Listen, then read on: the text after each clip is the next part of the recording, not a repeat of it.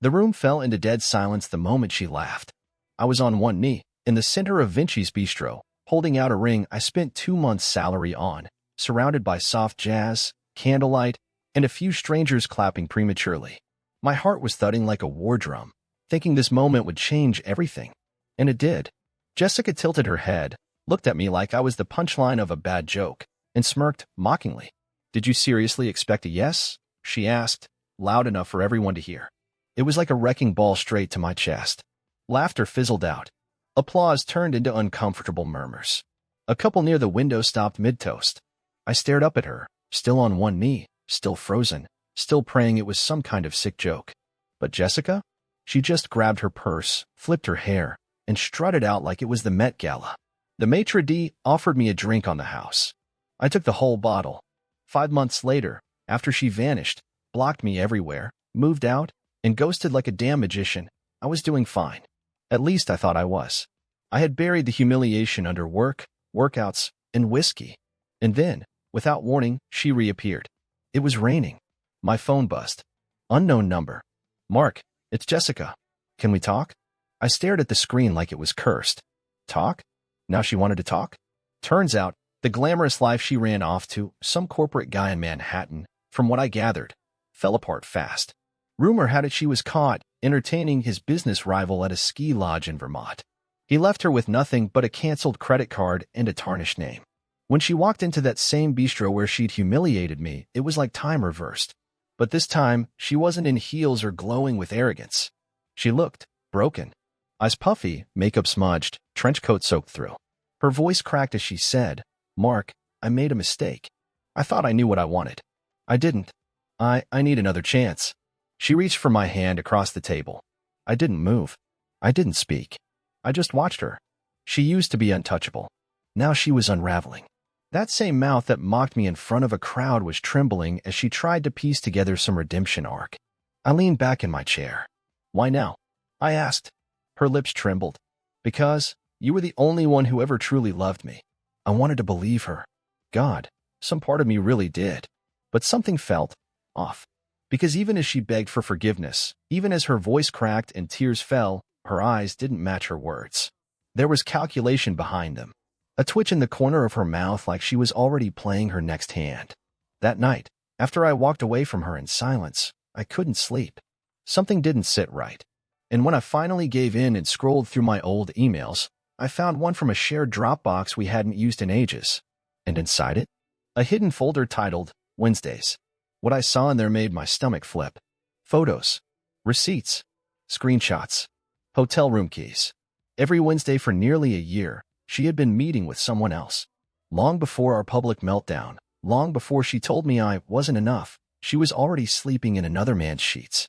That's when I realized. The proposal wasn't the beginning of her betrayal.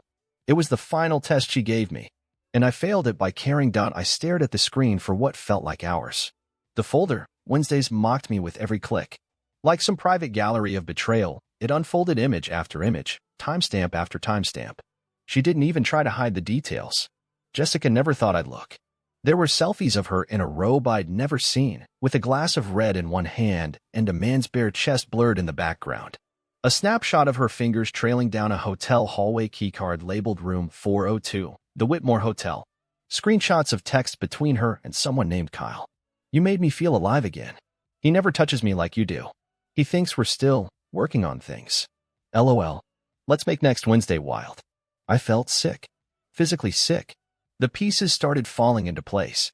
All those spa days she claimed she needed to clear her head, every last one had been a lie. I'd even dropped her off a few times, completely unaware I was delivering her into another man's arms like a damn Uber driver. It's funny how betrayal sharpens your memory. Every moment she ever hesitated, dodged a kiss, or changed her passcode, it all came crashing back like echoes from a storm I'd pretended not to hear. And I had been grateful she came back? No, not anymore. I drove to the Whitmore that night. I needed to see it for myself. The receptionist greeted me warmly, recognizing my last name. That alone made my blood boil. I told her I lost my phone and asked if someone named Jessica Taylor had checked in recently. The girl hesitated, then whispered she used to come here weekly. Not lately. But yes, always room 402. I went up to the hallway outside the room, and just stood there, fist clenched, staring at the door like it had betrayed me too. Then the anger hit. The cold, calculating type of anger. The kind that doesn't scream or throw things. The kind that plans. I went home, opened the Dropbox folder again, and downloaded everything. Every text, every timestamped image, every invoice. I compiled them into a single document. It ended up being 74 pages long. I named it The Real Jessica.pdf. And then I waited. 2 days later, she texted again. Can we talk? Please. I agreed. We met at a small park near my apartment, one she always loved in the fall. I brought coffee. She brought fake tears. Jessica wore that same manipulative smile she used on everyone from waiters to HR departments. Mark, I know I hurt you, but I've changed. You don't understand what I went through. She started listing excuses, loneliness, depression, not feeling seen, blaming me for working late, for being too nice, too boring, too available. That last one lit a fuse in me. Too available? I took out my phone and opened the document. Remember this?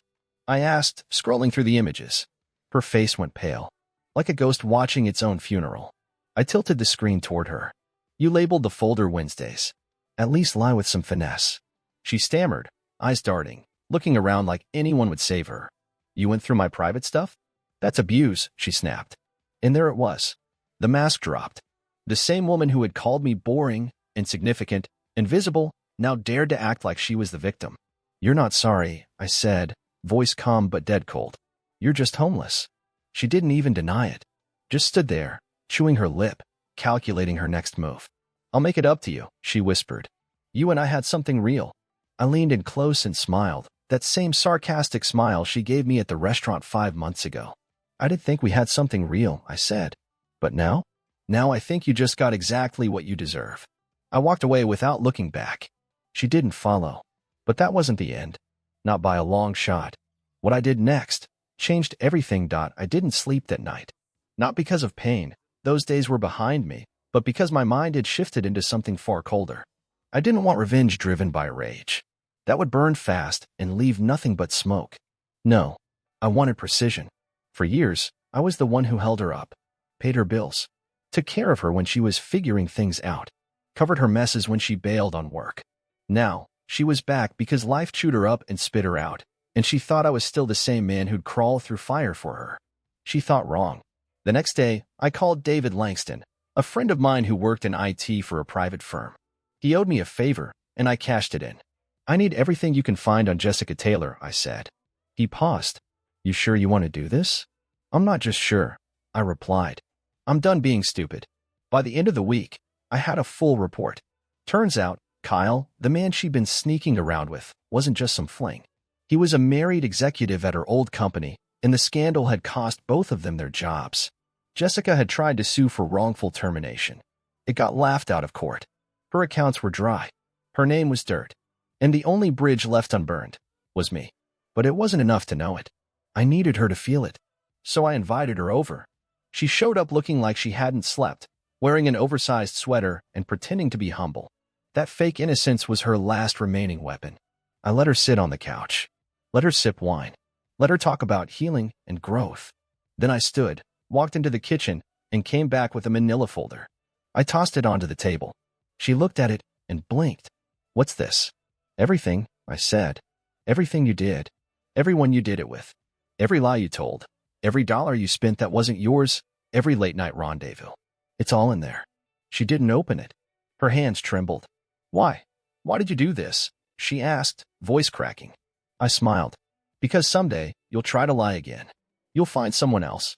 And when you do, I want you to know that you'll never be able to erase me. I'll always have the truth. She stood suddenly furious. You think this makes you strong? You think hurting me makes you better? No, I said. But it makes me free. She tried to storm out, but I wasn't done.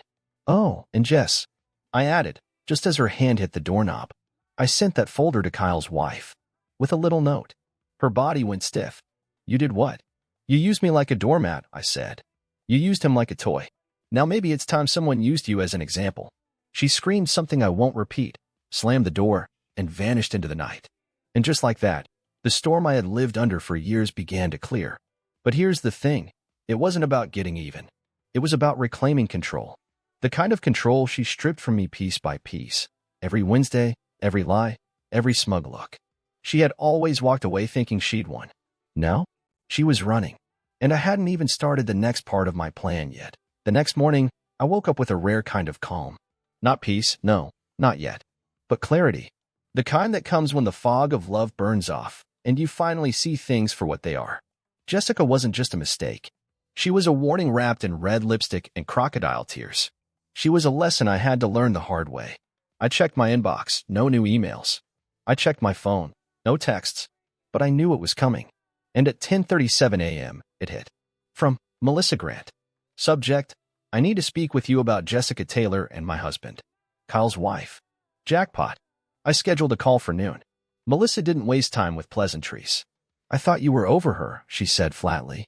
I thought I was too, I replied. Then I opened a folder called Wednesdays. A pause. She exhaled sharply. She came to our home once.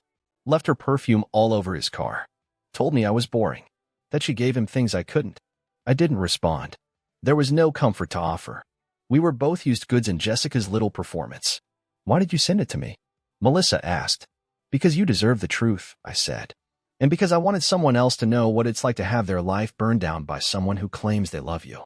She was quiet for a moment, then said, she's still trying to reach Kyle. Says you're stalking her.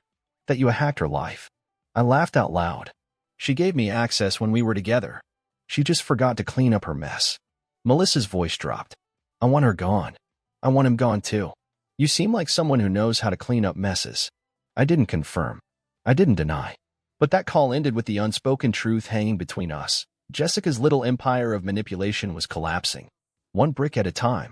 Later that week, I received a voicemail from an unknown number. It was Jessica crying. Mark, please. I'm scared.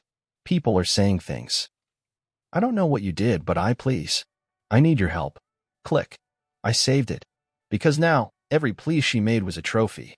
But I wasn't finished. I went online and started writing anonymous reviews under an alias. Not slander, just facts. About her past HR violations. About her networking habits. About the time she threw a drink at a coworker during an office party. Her reputation wasn't just stained anymore, it was radioactive. 3 days later, she lost her final shot at a job in Seattle. The hiring manager had found the PDF. I know because I sent it. But I wasn't trying to destroy her. I was holding up a mirror. And she hated what she saw. One evening, as I was leaving my apartment, I saw her. Jessica, sitting on the stairs. Hood up. Face hollow. I have nowhere to go, she whispered. I stepped over her. I had nowhere to go the night you humiliated me in that restaurant, I said without slowing down. Funny how fast the world turns. You're not this person, Mark, she croaked behind me. I paused at the bottom of the stairs and turned. You never knew who I was, I said. You only saw what you could take. And I walked into the night. That was the last time I saw her. But it wasn't the last time I thought about her. Because now, her name wasn't a wound, it was a warning label burned into my memory. And the next chapter of my life? It had nothing to do with her. It's strange how silence can be louder than screams. After that night on the stairwell, when I stepped over Jessica like the ghost she had become, I thought that was it. Done. Finished. But endings aren't always clean. Sometimes, they echo. Sometimes, the damage you inflict bounces back and reveals more than you thought possible. 3 weeks passed. No calls. No texts. Just blissful nothingness. I started sleeping better. My workouts got sharper. My mind stopped racing. I even caught myself smiling again. It was like I'd just left a burning building, and for the first time, I could breathe without coughing up smoke. Then I got the letter. It came in a plain white envelope. No return address. My name typed out like a ransom note. Inside, a cease and desist order. Jessica had apparently decided to go legal. Her claim? Defamation, harassment, and emotional distress. I laughed so hard, I nearly dropped the paper. The woman who cheated, lied, humiliated me in public, and tried to gaslight me into taking her back. She was filing claims? But here's where it got even more interesting. The attached affidavit showed she'd hired a low-tier attorney, paid for by Kyle. Guess Melissa hadn't kicked him out yet. Or maybe Jessica still had claws in him. Either way, it was a mistake. I called my lawyer, Naomi, sharp, ruthless, and zero patience for drama. Send them the full PDF, I told her. And the voicemail. She chuckled. You sure? This might go to court. Perfect, I said. Let's get it all on record. 2 days later, her attorney dropped the case. But it wasn't over. Not for her. Turns out, the failed lawsuit sparked something worse, an internal review at the firm Kyle used to work for. When they saw how far back Jessica's manipulation went, it exposed more skeletons than I ever intended. A chain reaction. Kyle lost his pension. Jessica was blacklisted from corporate work altogether. And me? I just went back to living. But it wasn't easy. Because for every small victory, there was still the whisper, how did you fall for someone like her? And the answer? Because I wanted to believe. I wanted to believe that love, even messy love, was still worth the gamble. That someone like Jessica, flawed, yes, but beautiful, intelligent, magnetic, could be real. I ignored the red flags. The way she always shifted blame. The way she treated waitstaff like dirt. The sudden, intense highs followed by cold detachment. I thought I could fix her. Help her. Love her into being whole. But Jessica didn't want to be healed. She wanted to feed. And I had been her buffet. So I started writing. Not revenge posts or angry essays, but private journal entries. Documenting it all. The proposal. The folder. The confrontation. The silence. Every entry felt like stitching up a wound. Not erasing the scar, just making sure it didn't keep bleeding. And that's when something shifted. I met someone. Her name was Lena. She worked at a nonprofit. She asked questions and listened, not to answer, but to understand. She didn't flinch when I told her I'd been engaged once. She just asked, what did it teach you? And for the first time, I said it out loud. That love isn't about saving someone. It's about choosing someone who doesn't want to be saved because they don't need to be. Jessica had tried to come back into my life like a tornado begging for shelter. But Lena? Lena didn't need saving. And neither did I anymore. Lena didn't ask too many questions. That's what I liked most about her. She wasn't trying to dissect me, analyze me, or fix whatever Jessica had shattered. She just let me be. I could breathe around her. No hidden landmines, no cryptic moods, no emotional booby traps waiting behind a smile. For the first time in what felt like years, I was living without fear of being emotionally mugged. We started slowly. Coffee shop meetups, long walks near the lake, quiet dinners with no drama hanging over the table like a storm cloud. She wasn't flashy. She didn't try to prove anything. But there was peace in her eyes, and God, I didn't realize how starved I was for that. But just as I started building something new, Jessica came clawing back. It started with a text. We need to talk. I'm sick. Please. No context. No details. Just bait. I didn't reply. Then came the email. Mark, it's serious. I wouldn't reach out unless I had no one else. Please just hear me out. Still no response from me. But she didn't stop. I got a call from Naomi, my lawyer. Jessica reached out to my office, she said. Said she has a medical issue and wants to make peace. Wants me to mediate a meeting. I almost laughed. Did she say what the issue was? No. Just that she has something urgent to discuss before it's too late. It was classic Jessica. When manipulation didn't work, she weaponized sympathy. But something gnawed at me. What if she was sick? Was I really the kind of man who could ignore that? So, against my better judgment, I agreed to meet on my terms. Public place. My lawyer present. No touching old wounds. She showed up 30 minutes late. Of course. Still dressed like she was playing a role, too much perfume. Carefully smudged mascara, like she wanted to look barely holding on. She sat across from me like we were old lovers catching up over coffee. Thank you for coming, she said softly. I didn't reply. I just waited. She sighed dramatically, pulled out a piece of paper, and slid it across the table. It was a doctor's report. Fibromyalgia. Not terminal. Not life-threatening. Just inconvenient. I'm in pain all the time, she said. I have no one left. I scanned the page. So this is it? I asked. This is why you wanted to talk? She nodded, eyes glassy. You thought this would change something between us? Mark, please, she whispered. I've changed. I've lost everything. I want someone who knew me to still believe I'm worth something. I looked at her, really looked. This wasn't the woman I had loved once. This was a chameleon with no color left to mimic. You were worth something once, I said, but you sold it off, bit by bit. Wednesday after Wednesday. She winced. I'm not here to hurt you, I continued. But I'm also not here to save you. She looked stunned, as if she'd expected this moment to go differently. Like she thought I'd break down, apologize, maybe even offer to help. Not this time. I stood. You've been chasing pity since power stopped working for you, I said. And I'm fresh out of both. She didn't say a word, didn't cry, didn't plead, just stared at her coffee like it could offer her a way back into my life. I left. That was the Real goodbye. The one I never got at the restaurant. The one she never allowed me when she walked out like I was a joke. Now I'd close the loop. And when I saw Lena that evening, I told her everything. Not because I had to, but because I wanted to. And she listened, just like she always did. No jealousy, no judgment. Just a quiet strength I'd forgotten existed in people. And for the first time since that humiliating night, I felt something real settle in my chest. Not closure, not revenge. Something better. Life after Jessica wasn't just quieter, it was cleaner. No more decoding text messages. No more watching someone flip moods like a light switch. No more rehearsing conversations in my head to avoid being gaslit, blamed, or made to feel like my love was a leash. With Lena, I didn't walk on eggshells. I walked freely. And the difference? It was like stepping out of a blizzard into warmth you forgot existed. But healing, real healing, isn't some Instagram moment. It doesn't come with violins and slow-motion montages. It comes in fragments, small, often unnoticed wins. Like finally deleting her number without hesitation. Like passing the Whitmore Hotel without clenching your fists. Like not thinking about what-ifs when you wake up next to someone better. I had started seeing a therapist too.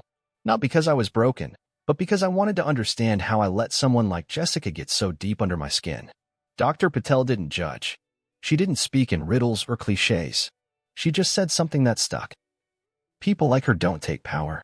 They use the power you hand them. What made you give it away? That one sentence haunted me for days.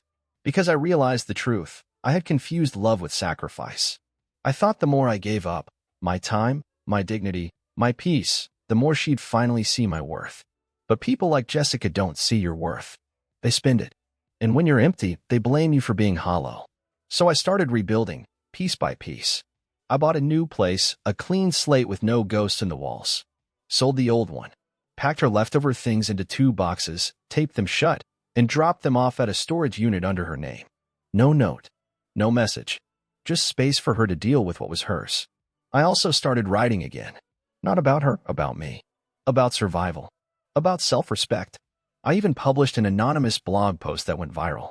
It was titled, "The Day I Proposed to a Stranger Who Knew How to Smile But Never How to Love." Thousands of men messaged me. Stories eerily similar. Women who drained them dry, emotionally, financially, spiritually. It was like I had stepped into an underground brotherhood of good men who'd been fooled by performance queens. I wasn't alone. And neither were they. One message stood out. It was from a man named Carlos. He wrote, "She told me I was too soft, that I lacked ambition. Turns out, she was just allergic to empathy. Thanks for making me feel like I'm not crazy." That was it. That one message made everything worth it. Because maybe my heartbreak wasn't just mine to carry. Maybe it was a weapon to cut through someone else's fog. Meanwhile, Jessica? I heard whispers. Through mutual acquaintances, of course. She moved cities. Tried launching a podcast on healing that flopped after 2 episodes. Got caught spreading rumors about Kyle and Melissa, who were now back together and suing her for harassment. She was unraveling. And I felt nothing. Not joy. Not pain. Just nothing. That was the real win.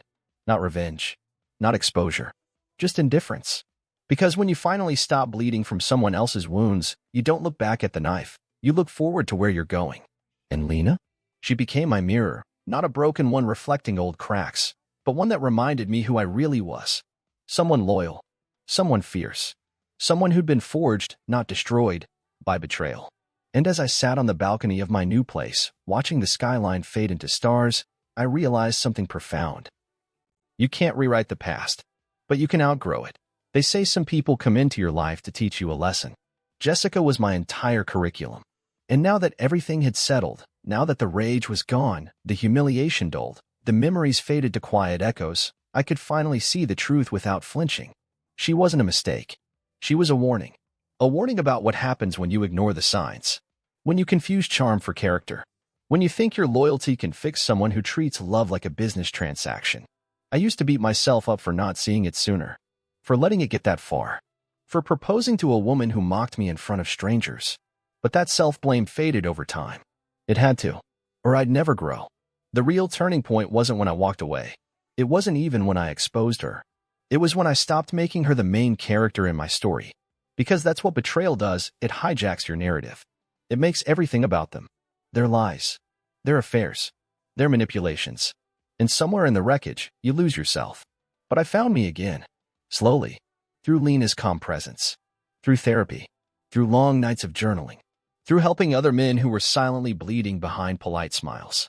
And here's what I learned, the real lessons, not the cinematic ones. 1.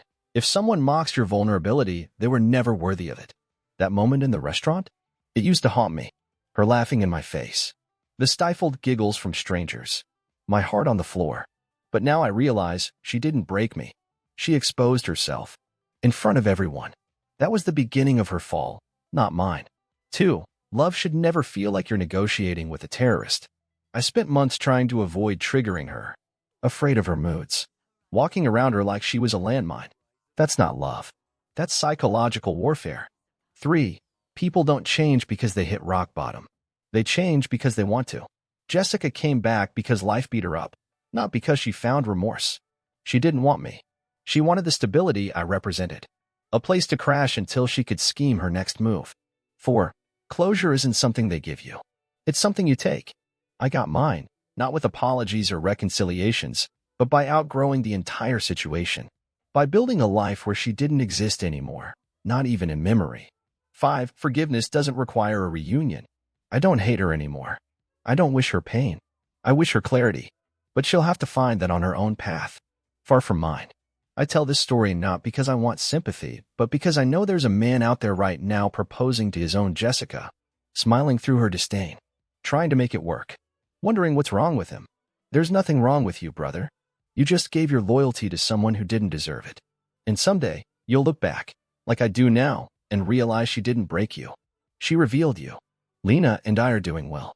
We moved in together a few months ago. It's quiet, simple, real, no drama, no games. Just two people showing up for each other every day. The kind of love you don't have to fight for. The kind of love that feels like home. So here's my advice if you're reading this, if you're where I was. Don't chase the one who set the fire. Become the man who walked through it and came out forged.